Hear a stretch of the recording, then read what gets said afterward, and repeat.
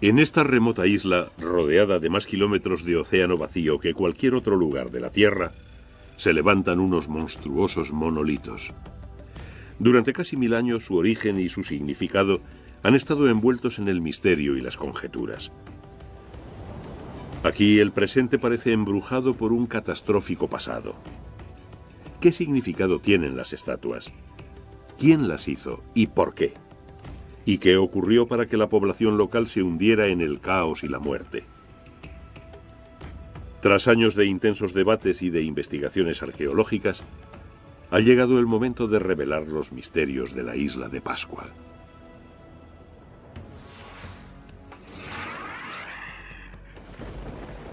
Los misterios de la isla de Pascua.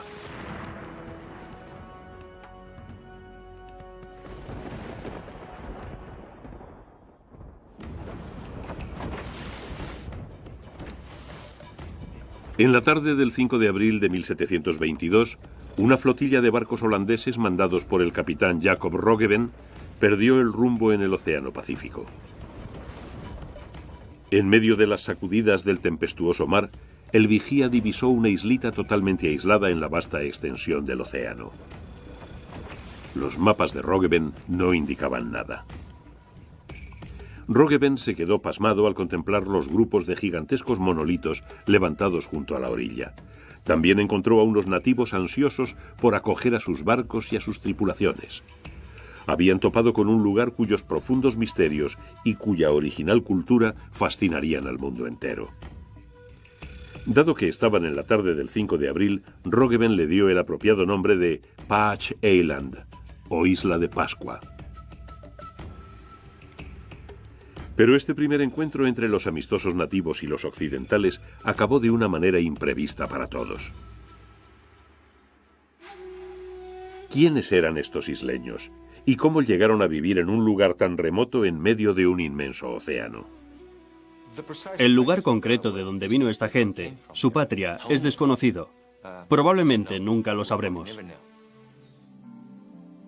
Las primeras teorías especularon con la posibilidad de que los habitantes originales vinieran del este, arrastrados por las corrientes desde algún lugar de Sudamérica. Thor Heyerdahl se convirtió en el campeón de esta teoría cuando cruzó con éxito el Pacífico en su balsa, la Kon-Tiki. Sin embargo, las modernas pruebas científicas desautorizan esta teoría. Hoy en día, los datos científicos basados en sólidas e irrefutables pruebas demuestran sin duda que la isla de Pascua se pobló desde el oeste, desde el corazón de lo que llamamos la Polinesia. Probablemente alrededor del 800 o 900 después de Cristo. La Polinesia se compone de casi 1000 islas de tamaños que van desde la extensa isla norte de Nueva Zelanda a diminutos islotes con apenas suficiente sitio para que aniden los pájaros. La Polinesia se extiende desde Nueva Zelanda al oeste hasta Hawái en el norte. La isla de Pascua se encuentra en el extremo sudeste del archipiélago. Los ancestros tuvieron que ser polinesios, porque a día de hoy los análisis de ADN demuestran que eran de linaje polinesio. Hablaban un idioma polinesio. El capitán Cook se fijó en ello cuando llegó por primera vez en el siglo XVIII.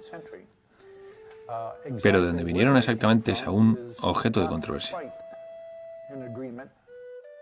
Los investigadores analizaron restos de ADN de 12 huesos humanos prehistóricos hallados en la isla de Pascua por Thor Heyerdahl. Todos revelaron un ADN relacionado con las características de los polinesios. Esto vincula a la isla de Pascua con la Polinesia, no con Sudamérica. Desde luego, la cuestión de la navegación es una de las más fascinantes de esta historia. Debemos tener en cuenta que la superficie del Océano Pacífico cubre prácticamente un tercio de la Tierra. Las distancias, las extensiones son enormes.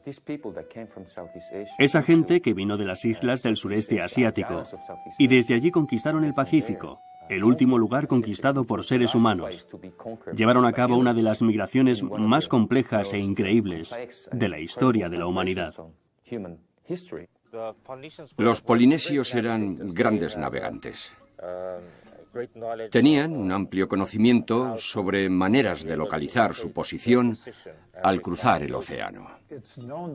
Se sabe que manejaban esas enormes canoas de isla a isla, fijándose en las estrellas, en el sol y en la luna, sobre todo en las estrellas, para orientarse. Sabían en qué dirección salían y se ponían determinadas estrellas, o cuándo las tenían justamente encima. Conocían esas estrellas, o al menos las más brillantes. Las conocían a fondo porque sus vidas dependían de ello. Así que cuando zarparon en dirección a la isla de Pascua, no se sabe lo que pretendían, pero sin duda se pusieron en camino hacia el este. Las canoas de viaje típicas de los polinesios son esas dobles canoas que tanto se parecen a nuestros modernos catamaranes. Algunas eran muy grandes y podían alcanzar velocidades muy altas. Tenían hasta 30 o incluso más metros de longitud.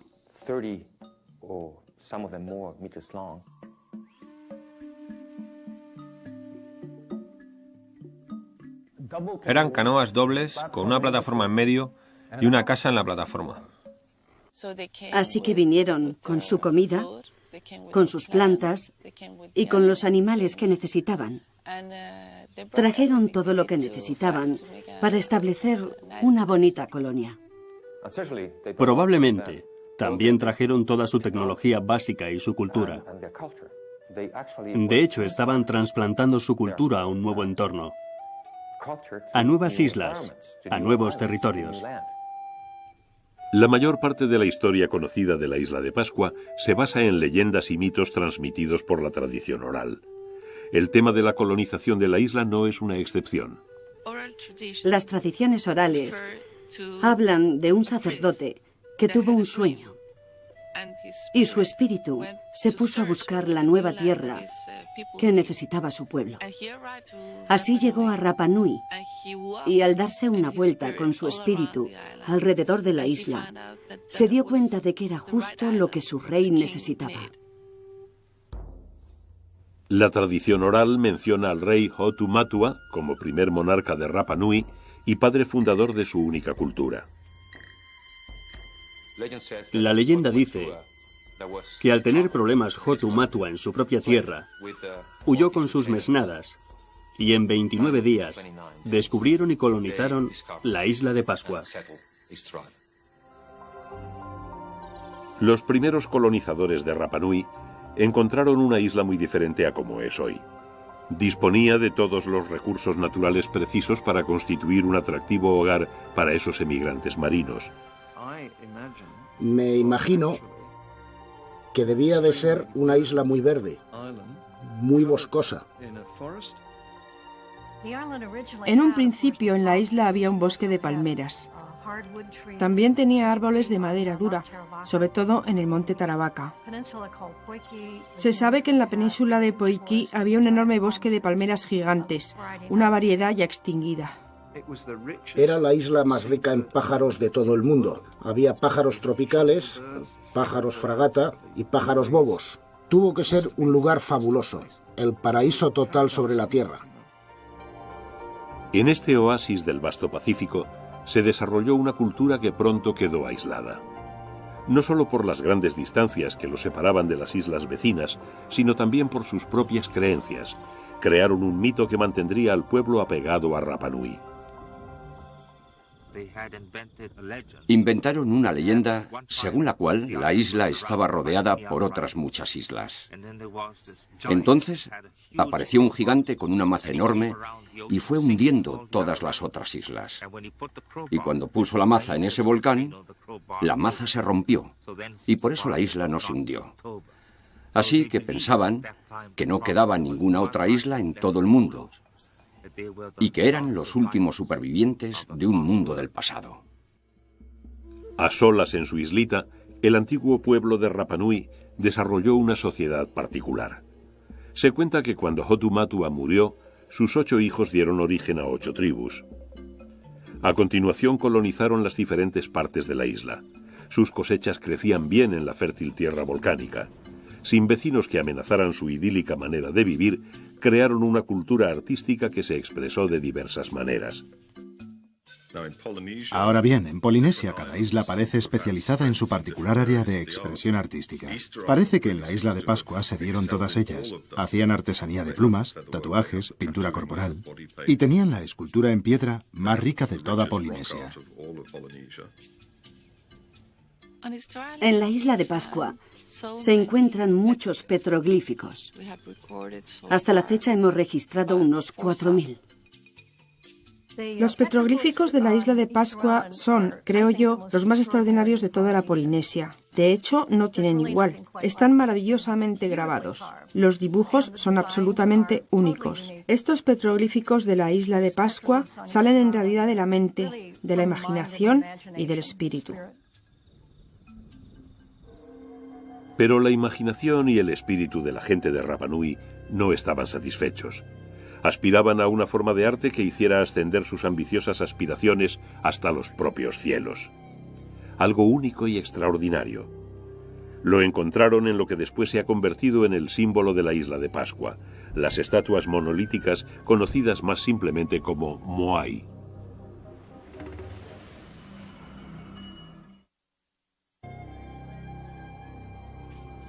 Cuando la gente piensa en la isla de Pascua, inmediatamente surgen en la mente estas misteriosas estatuas de piedra, los Moai. Los científicos han identificado al menos 1000 de estos enigmáticos gigantes. ¿Qué cosas son? ¿Cómo pudo un pueblo primitivo esculpir y transportar esas inmensas, aunque frágiles moles por toda la isla? Para comprender de verdad el significado de los Moai, debemos comenzar por el concepto polinesio de mana. Mana es un poder espiritual. Puedes heredarlo de tu familia y puedes adquirirlo por tu propia capacidad. Por ejemplo, un artista del tatuaje que realiza un magnífico trabajo puede adquirir mana mediante la belleza de su trabajo. Un jefe tiene mana sobre la base de quienes fueron sus antepasados. De modo que el mana se ha llegado a comparar con una electricidad espiritual, algo que te recorre cuando te enchufas al otro mundo. Mana era el poder definitivo y definidor de la isla de Pascua. Era lo que hacía de los Moai algo tan importante. El Moai es una estatua esculpida para conservar el maná del antepasado. Cuando un Moai se termina y se sitúa en su plataforma, es una cara viva porque el espíritu del antepasado ya ha entrado en la estatua. Los Moai representaban para el pueblo de la isla de Pascua a sus divinizados antepasados. Todo el mundo remontaba su linaje a un antepasado común. En términos generales, una estatua representaba a este personaje o a esta persona en concreto. Los Moai se colocaban en plataformas ceremoniales o altares que en Polinesia se denominan Ahu. El Ahu era el punto focal de un linaje o tribu. Fundamentalmente, se trataba de una plataforma de piedra rectangular que se levantaba para colocar encima los enormes Moai. Un error muy común sobre la isla de Pascua es pensar que las estatuas están mirando al océano. Bueno, desde luego no es así. Todas las estatuas miran hacia el interior. El Ahu se construía muy cerca de la costa. Existía una plaza preparada especialmente. Funerales, ritos de fertilidad, sacrificios, asambleas, acontecimientos políticos, todo ocurría aquí. Desde el punto de vista social y religioso, era el emplazamiento más importante de un grupo. Estatuas gigantes mirando al interior, por encima del pueblo. Eso es material muy potente. Imagínate que tus antepasados están mirando cada cosa que haces. Se han encontrado ajus por todos los rincones de esta isla de 95 kilómetros cuadrados, indicando los emplazamientos de los incontables pueblos que han desaparecido. Sorprendentemente, una abrumadora mayoría de Moai se originó en el mismo punto. Las estatuas se esculpieron en una sola cantera. El 99% de las 1000 estatuas se realizaron en la cantera de Ranu Raraku. Ranu Raraku es un cráter volcánico. Está constituido por conglomerados de lapilli, en otras palabras, de ceniza comprimida. Es un material escultórico fantástico. Hoy en día se siguen encontrando allí los restos de 500 o 600 años de excavaciones en la cantera. Y todavía quedan 397 estatuas, generalmente sin terminar. Siguen ahí. Muchas de ellas siguen pegadas a la montaña, o son simples bloques que empezaron y nunca terminaron. Basándose en hallazgos arqueológicos, se ha podido desvelar otro secreto del pasado: el extraordinario sistema que empleaba este pueblo primitivo para esculpir las estatuas gigantes. Los moai se esculpían con herramientas de piedra, como esta, hecha de basalto. Algunas de las herramientas eran de este tamaño, otras más grandes y otras pocas más pequeñas. Esta tiene un tamaño intermedio. Lo realmente interesante del proceso de esculpido es que la estatua se esculpía casi por completo en la cantera. Solo dejaban una característica por completar en la plataforma ceremonial. Cuando la estatua llegaba al Ahu, le hacían las cuencas de los ojos. En ese momento, el espíritu del antepasado entraba en la estatua y transformaba esto, que no era más que una escultura, en un rostro vivo denominado Aringa Arua, lo que significa el rostro vivo del antepasado. Parece que las tribus de la isla compartían la solitaria cantera de Ranu Raraku a la hora de esculpir sus moai para el ahu de su pueblo. Los moai eran esculpidos por equipos de personas. No creemos que fueran más de 15 cada vez, y esculpían dirigidos por un maestro de obra. Sabemos que lo hacían los hombres, sabemos que eran elegidos cuidadosamente y sabemos que recibían mucho prestigio por ello. Debían de pertenecer a un estrato muy privilegiado de la sociedad, pues naturalmente estaban exentos de toda actividad de producción de alimentos. El resto del pueblo se dedicaría a reunir alimentos para llevárselos a los escultores, porque estos estarían demasiado ocupados creando esas obras de arte. No podrían ir a pescar o lo que fuera. Era una posición de mucha categoría. Los moai se esculpieron con el mismo método durante siglos, pero la forma de las estatuas no permaneció igual. Los arqueólogos han demostrado que a lo largo de los siglos fueron cambiando, haciéndose más grandes. No hemos hallado el eslabón perdido de los moai. No hemos hallado la estatua original que sirvió de inspiración, digamos, para el diseño de las estatuas. Pero de lo que sí estamos seguros, al cabo de los años, es de que las estatuas empezaron siendo pequeñas y más bien redondeadas, realistas y humanoides. Luego evolucionaron con el tiempo y se hicieron más alargadas y más altas. Creo que se hacían por encargo. Por ejemplo, si un jefe construía un ahu, deseaba poner una estatua en el ahu. Si mis estatuas son más gordas que las tuyas, eso quiere decir que yo soy más importante que tú. Cuanto más grande fuera la estatua, más mana, más poder tendría. Fueron creciendo y creciendo, porque de cierta forma se convirtió en una carrera de vanidades. En definitiva, era una cuestión de supremacía. El mayor moai que llegó a esculpirse nunca salió de la cantera. El llamado El Gigante tenía 25 metros de alto y probablemente pesaba más de 165 toneladas. Los especialistas dudan mucho de que semejante objeto gigantesco pudiera moverse. Sin embargo, cientos de moai fueron trasladados a los ahus de las tribus. Pero ¿cómo pudieron transportar tales objetos a tales distancias por la isla? Pudieron mover algunas, desde luego unas cuantas por el mar.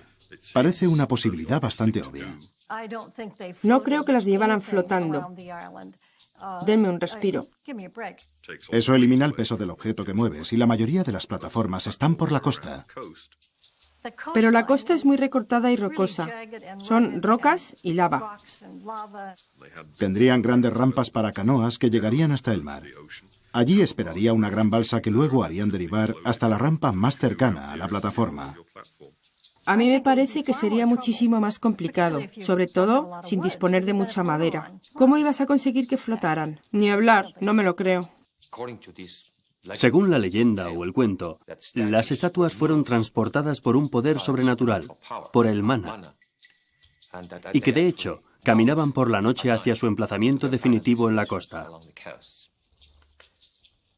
Otro autor afirmaba que las estatuas se esculpieron alrededor de la cantera y que cuando el volcán hizo erupción fueron lanzadas por toda la isla y aterrizaron en Suahu. Pero es que a la gente le gusta creer en cosas irracionales. La investigación científica ha revelado métodos más prácticos, aunque menos fantásticos, con los que los antiguos isleños pudieron mover estas inmensas estatuas. Probablemente usarían madera de algún tipo en forma de rodillos o de patines. No olvidemos que no disponían de animales de tiro ni de ruedas. Tuvo que ser una labor humana al 100%, tirando, empujando o haciendo rodar. Una idea mejor que se ha sugerido es el empleo de una alfombra, una especie de alfombra verde, de materiales vegetales, que al ser aplastada generaba un jugo que actuaba de lubricante. En todo caso, hay una cosa segura, más allá de toda duda.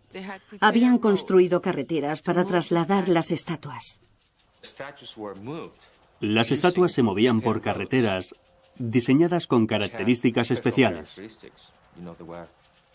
Se habían hecho aplanando las cuestas para poder avanzar lo más posible por terreno llano.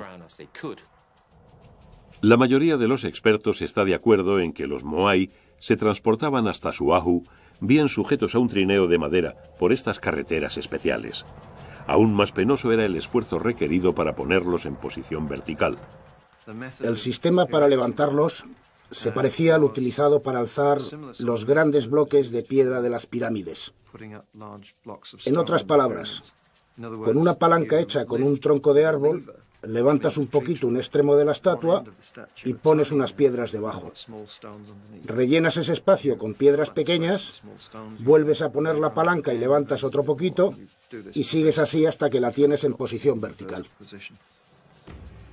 Esta cultura única, de tan primitiva tecnología, pero tan avanzada en sus logros artísticos, prosperó en su sublime aislamiento durante casi 1000 años. Entonces, abruptamente, inesperadamente, surge otro de los misterios eternos de la isla de Pascua. Bueno, la cosa sencillamente se fue a pique. Ocurrió algo malo, algo decididamente horrible.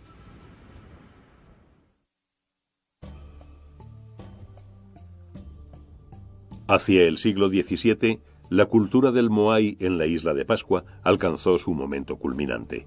El gigantesco Ahu de Tongariki es su último monumento. El Ahu Tongariki es el mayor monumento ceremonial que jamás se haya construido en tiempos prehistóricos. Es con mucho el mayor monumento ceremonial del Pacífico. Se colocaron encima de este monumento 15 estatuas monolíticas, el mayor número conocido. Por lo que sabemos, debía de haber una cierta rivalidad amistosa entre todos estos pueblos y seguramente se ayudarían mutuamente para construir estas plataformas y transportar las estatuas y demás. Es bastante insólito en Polinesia encontrarse con lo que parece un siglo de paz y armonía, de acuerdo con lo que nos dice la arqueología. 1000 años de paz y armonía antes de que las cosas empezaran a degradarse. Desde luego, el barniz de la próspera sociedad de Rapa Nui empezaba a agrietarse. La pequeña isla empezaba a tener exceso de población debido a su propia prosperidad. Está claro que la población debió crecer de manera regular, quizá rápidamente durante los primeros siglos. Quizá incluso se multiplicaba por 2 a cada generación, y en determinado momento entraron en crisis y descendió. A este desastre en ciernes se añadía la explotación del frágil ecosistema de la isla por su creciente población. En general tenemos una visión muy romántica de la Polinesia, del noble salvaje viviendo en armonía con la naturaleza. Pues es una falacia. Los polinesios, como todos los demás grupos humanos, eran geniales a la hora de adaptarse y sobrevivir en un nuevo territorio.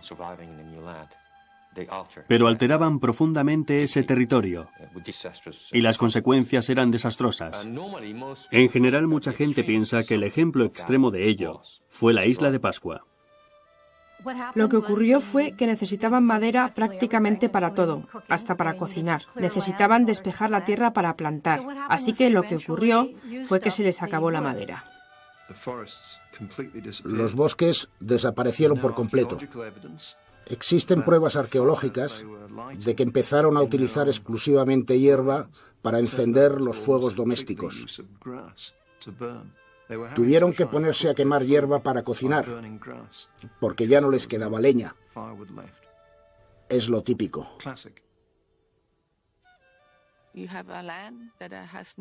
Estás en una tierra en la que ya no quedan árboles.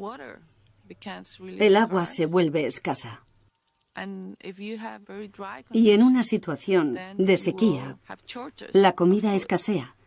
Todos estos factores conducen a una situación muy crítica.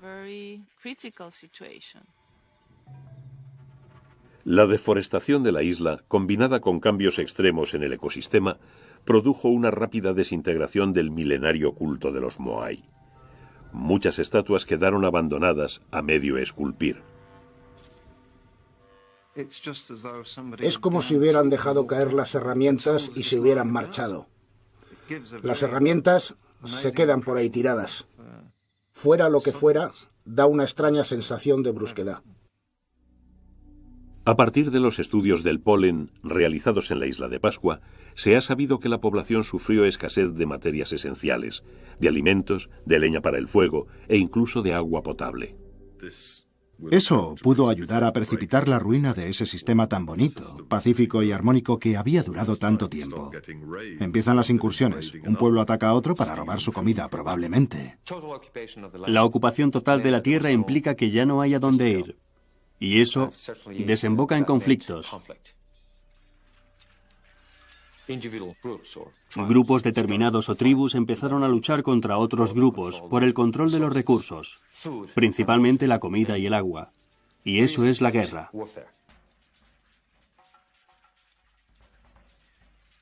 Las investigaciones arqueológicas y osteológicas, es decir, de los huesos humanos, muestran que hubo una considerable actividad de guerrilla. Era más bien cuestión de venganzas, pero mucha gente indefensa fue maltratada. En otras palabras, se atacaba frecuentemente a las mujeres y a los niños. Todo esto llevó a una crisis generalizada que acabó por hundir la cultura prehistórica. Esa antigua cultura había desaparecido mucho antes de que los observadores occidentales pudieran describirla. Las guerras tribales intensivas llevaron a otra práctica que ha asombrado a los especialistas actuales: el derribo intencionado de las estatuas Moai. Las estatuas fueron derribadas. No cayeron, sino que fueron empujadas, porque podemos ver que colocaron una piedra en el lugar en donde caería la cabeza, para que ésta se rompiera. Lo que significa que ya no podrían volver a levantarlas. Y si por casualidad las tiraban con la cara hacia arriba, pulverizaban la parte de los ojos para destruir por completo todo poder espiritual que pudieran tener. Las leyendas hablan de guerra, hambrunas y de un cisco generalizado, y la civilización entera se hundió. Al final se dio una guerra de clases entre los trabajadores y la aristocracia. Por supuesto, los trabajadores eran mucho más numerosos, por lo que ganaron enseguida. Mucha gente cree, y probablemente es cierto, que los trabajadores estaban tan indignados contra las estatuas, con cuya construcción habían sufrido tanto, que las tiraron, las echaron todas abajo. Otro signo del cambio radical de actitudes y de vida social es la aparición arqueológica de armas. Empezaron fabricando lo que denominamos matar, grandes puntas de daga o de lanza de obsidiana, el cristal negro volcánico.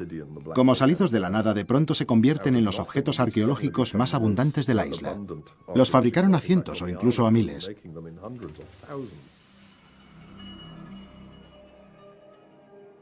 Al extenderse el conflicto, los campos quedaron yermos y desatendidos. El hambre se generalizó. Esta situación quedó reflejada en grabados simbólicos. Desde luego, la comida parece ser el elemento central en este momento. Tenemos los famosos grabados en madera de Moai Kaba Kaba en la isla de Pascua, que al parecer representan seres humanos en el máximo grado de inhalación, con unas enormes y cavernosas cajas torácicas, con ojos hundidos, o sea que sin duda estaban familiarizados con los síntomas del hambre. Y cuando la hambruna se hizo crónica, condujo a una desesperada y violenta reacción normalmente prohibida. Se ha dicho que los isleños tenían tal carencia de proteínas que empezaron a devorar a otra gente. Hay en la isla de Pascua evidentes pruebas de canibalismo en ciertos lugares de la isla. Los investigadores oyeron decir que los últimos actos de canibalismo se habían producido poco antes de la llegada de los misioneros católicos, hacia 1800. El nombre de la cueva de Anakaitenata puede significar tanto cueva donde comen los hombres como cueva donde se comen a los hombres. Se han realizado excavaciones allí y se han encontrado huesos y otras cosas. Hay un canibalismo de tipo ritual, que consiste en ingerir el cuerpo de un antepasado o de un amigo para apoderarte de su mana. Y luego hay un canibalismo de supervivencia, si tienes que escoger entre eso o morirte de hambre. Es un hecho conocido que las sociedades náuticas, basadas en la vida en el océano, han experimentado ambas cosas. Falta de comida y de agua, una guerra brutal y desesperados actos de canibalismo provocaron un descenso radical en la población de la isla de Pascua. Basándose en la arqueología, los especialistas creen que de un máximo de 15 o 20.000 personas, el número de isleños cayó a unas 1.000 hacia el siglo XVII. Pero cuando ya parecía que la situación de la isla era desesperada y su población estaba destinada a extinguirse, otro giro radical afectó a los habitantes de Rapa Nui.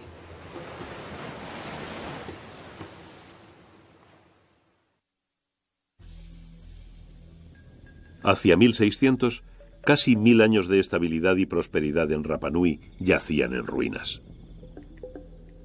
Las incursiones de guerreros habían arrasado numerosos pueblos. La gente tuvo que sobrevivir en refugios improvisados.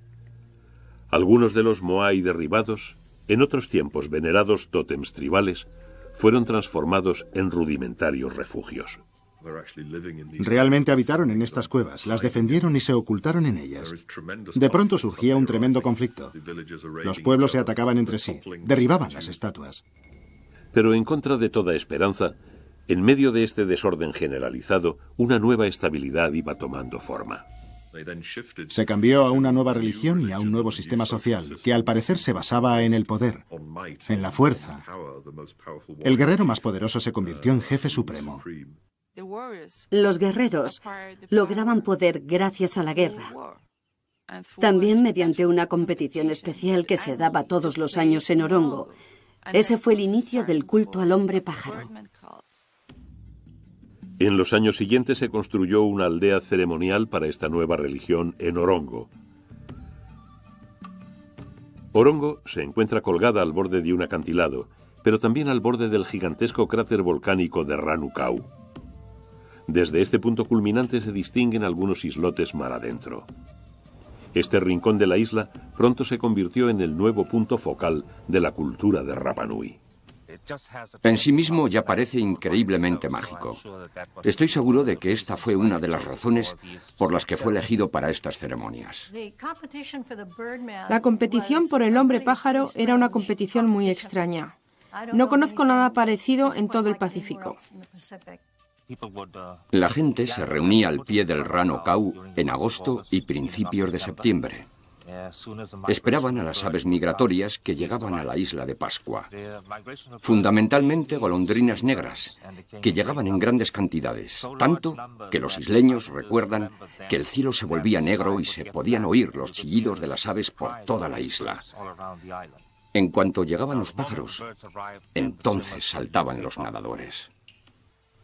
Tenían que lanzarse desde este acantilado de casi 300 metros de altitud y tenían que recorrer una milla nadando, algo muy peligroso, no solo por las corrientes, sino por los tiburones. Los participantes tenían que alcanzar el islote de Motonui, en donde anidaban las golondrinas. La competición no consistía en llegar antes a la isla, sino en encontrar el primer huevo, y en ese momento aún no lo sabían.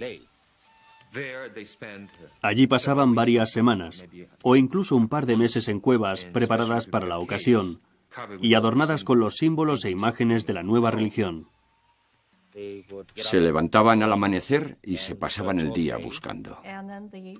Luego, el que encontrara el primer huevo de golondrina negra se lo guardaba en una cestita que llevaba en la cabeza o alrededor del cuello. En esto no hay unanimidad. Y volvía nadando para escalar el acantilado de 300 metros. Es bastante curioso estar en Orongo mirando hacia allá y preguntarse cómo y por qué hacían esto. De hecho, el por qué está bastante claro. Por el poder. El ganador de la competición del hombre pájaro se convertía en gobernante de Rapa Nui durante un año. El hombre pájaro era el intermediario entre el mundo de los espíritus y el mundo de los vivos. Tenía que pasar un año aislado en un lugar oscuro porque no se suponía que viviese en este mundo. Con la religión del hombre pájaro ya no se hicieron estatuas, ya solo estaba el hombre pájaro, de modo que las estatuas fueron reemplazadas por el hombre pájaro. En este caso, lo que hacen es literalmente compartir el poder y concederle parte de él al hombre pájaro, al permitir que el pueblo compita por una parte del poder. Institucionalizar la competición fue una brillante idea para controlarla. Se encuentran alrededor de 300 representaciones del hombre pájaro en Orongo. Quizá cada una de ellas represente al ganador concreto de cada año. En realidad no lo sabemos, pero es muy tentador pensar así.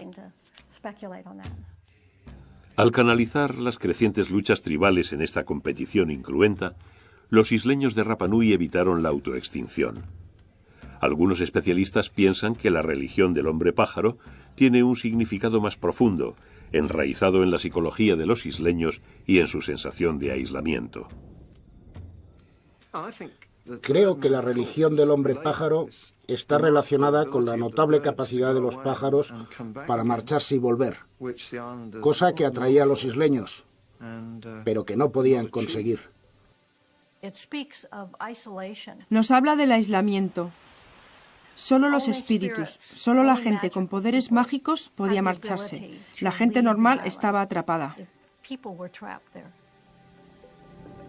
No obstante, hacia 1700, la religión del hombre pájaro había detenido la anarquía militar en la que se había sumido la isla más de un siglo antes. Las tribus emprendieron la abrumadora tarea de reconstruir sus arrasados pueblos prácticamente sin madera y de replantar cosechas en sus erosionadas tierras tribales. La vida en Rapa Nui retomó el sendero de la normalidad.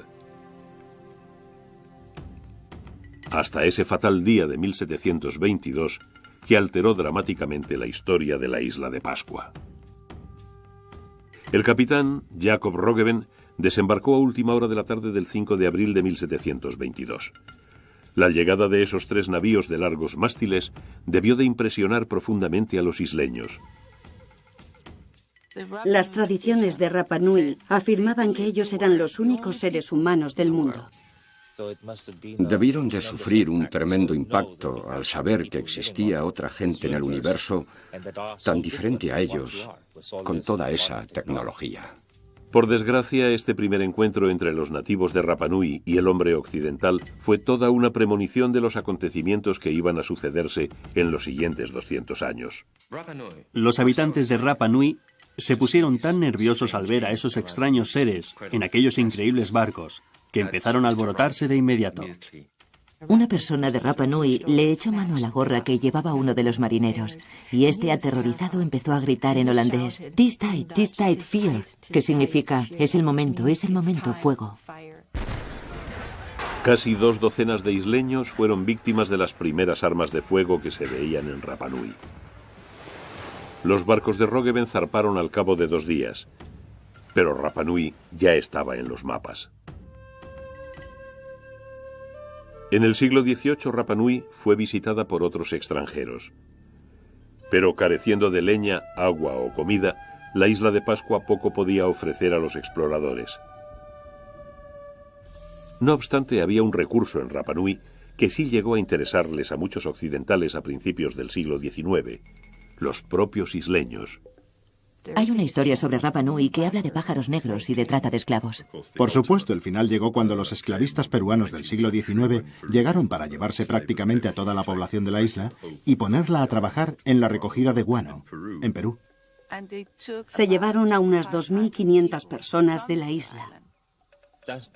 En aquellos tiempos, los isleños eran muy amistosos, por lo que en cuanto aparecieron los primeros barcos, todos subieron a bordo y los jefes más importantes fueron los que trataron de intercambiar bienes y productos.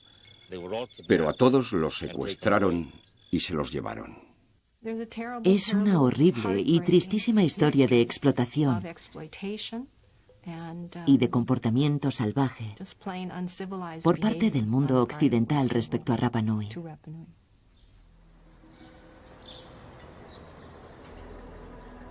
La trata de esclavos era una actividad predominante en toda la Polinesia Oriental.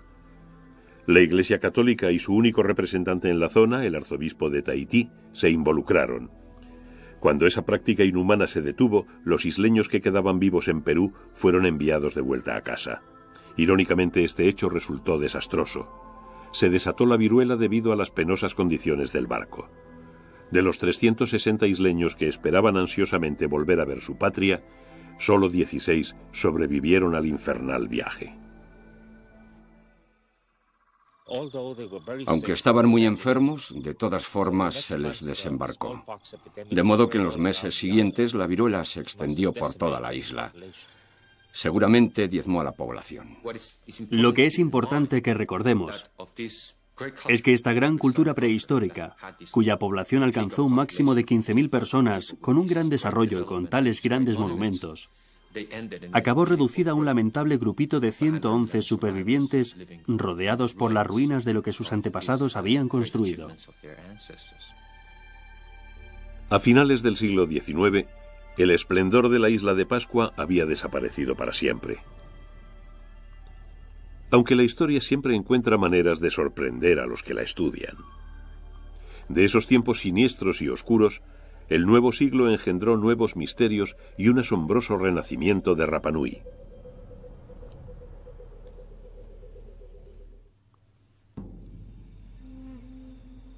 A principios del siglo XX, Rapa Nui era la sombra de lo que había sido. Quedaban vivos menos de 200 isleños, pero no estaban solos. Justo a finales de siglo, habían llegado a Rapa Nui los misioneros cristianos. Estos descubrieron una de las tradiciones más notables de Rapa Nui. En las cabañas de los isleños descubrieron viejas planchas de madera con series y series de inscripciones jeroglíficas. Aquello con lo que tropezaron por casualidad resultó ser el antiguo lenguaje escrito de toda la Polinesia. Esas asombrosas tabletas llegaron a ser conocidas simplemente como Rongo Rongo. Las inscripciones Rongo Rongo, como se las llama, son únicas en Polinesia. Constituyeron un gran misterio durante mucho tiempo y se sigue discutiendo hasta cuándo se remontan. Lo curioso de las Rongo Rongo es que se grabaron muy delicadamente, en leños, algunos de los cuales habían sido aislados, pero otros eran leños redondos, tal y como salen del árbol. El único original que he llegado a ver es el del Museo de Santiago de Chile, que es uno de los más bonitos. Es una rama de árbol normal y corriente, pero la inscripción es extraordinaria en muchos sentidos. Entre los símbolos se distinguen muchas figuras humanoides. Pueden verse de cara o de perfil. Están puestos en fila, de modo que los lees en una dirección, y entonces le das la vuelta a la tabla y los lees en la otra dirección. Es como cuando se ara un campo con un buey. Desde que se descubrieron las tablas, muchas personas han afirmado que habían descubierto los secretos del Rongo Rongo. Sin embargo, hoy en día los especialistas siguen discutiendo sobre su interpretación y su significado. El fenómeno del Rongo Rongo es, en mi opinión, un simple mecanismo mnemotécnico, una manera de recordar información importante mediante ideogramas. Creo que representan cantos creacionales del tipo este engendró a este, una especie de cantar genealógico. Se utilizaban para conservar los nombres de las víctimas que se sacrificaban en los altares. Mostraban también genealogías y eran cantos creacionales. Las tablas de Rongo Rongo han resistido obstinadamente a todos los intentos de descifrarlas de manera concluyente. No disponemos de una piedra de Rosetta, y no queda nadie vivo desde hace al menos 150 años que pueda descifrarlas. Todo lo que se puede decir es que florecieron en la isla en el siglo XIX, seguramente a mediados del siglo XIX. Antes de eso, solo caben conjeturas en cuanto a su origen. En el siglo XXI, la isla de Pascua pertenece a Chile. Su población ronda las 1.500 personas y todas viven en el poblado de Hangaroa. Los isleños se mantienen gracias al turismo estacional. Pero los espíritus del pasado, de la antigua civilización de Rapa Nui, parecen muy próximos. La gente sigue pensando que la isla vive con ellos. La mayoría sigue creyendo en el Aku, y después de tanto tiempo viviendo allí, no estoy segura de que no tengan razón. Es un concepto según el cual un espíritu habita en muchas cosas y en muchos sitios. La isla tiene algo muy especial y es muy difícil decir el qué. Me siento más viva y comprometida, fascinada, atraída y seducida por la atmósfera de la isla. En ese sentido es también un lugar muy espiritual.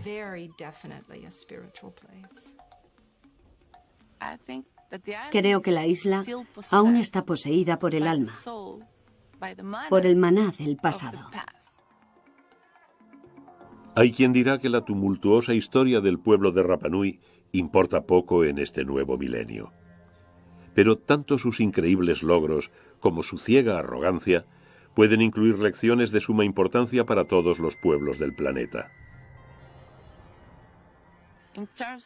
En términos ecológicos, la isla de Pascua es un aviso.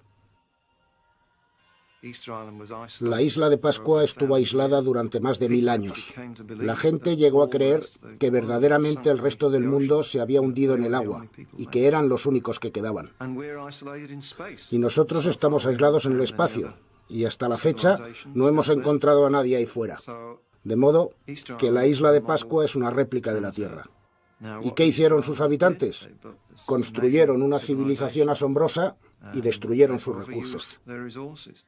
Por supuesto, estamos haciéndole lo mismo a nuestro planeta. Sabemos lo que estamos haciendo con el planeta y no se está deteniendo, sino que va a peor.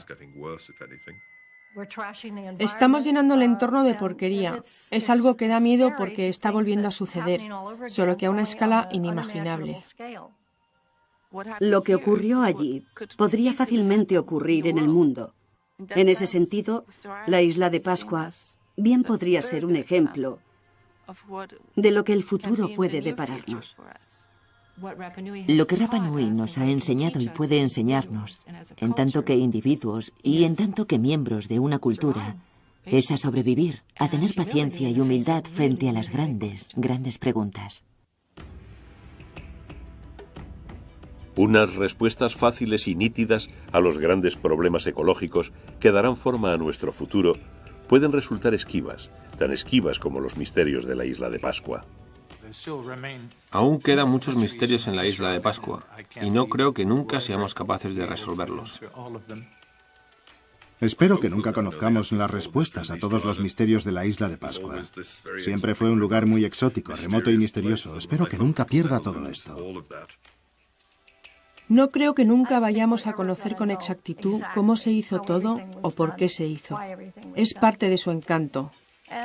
Quiero decir que tampoco queremos resolver todos sus misterios. Es bonito que todo eso siga allí, para que podamos especular con ello, pensar y soñar con ello. Por supuesto, ese es el secreto de Rapa Nui. Está fuera del tiempo.